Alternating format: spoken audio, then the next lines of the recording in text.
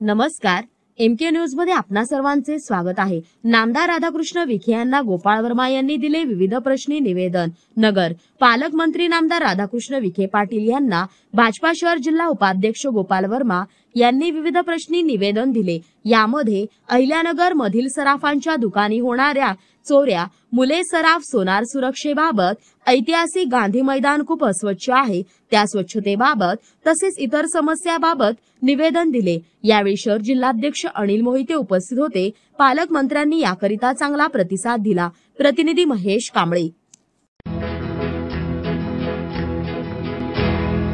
मौज मजा मस्ती मध्ये रमते मन, निसर्गात नंदनवन साई बन। मौज मजा मस्ती मध्ये रमते मन, निसर्गात नंदनवन साई बन, साई बन।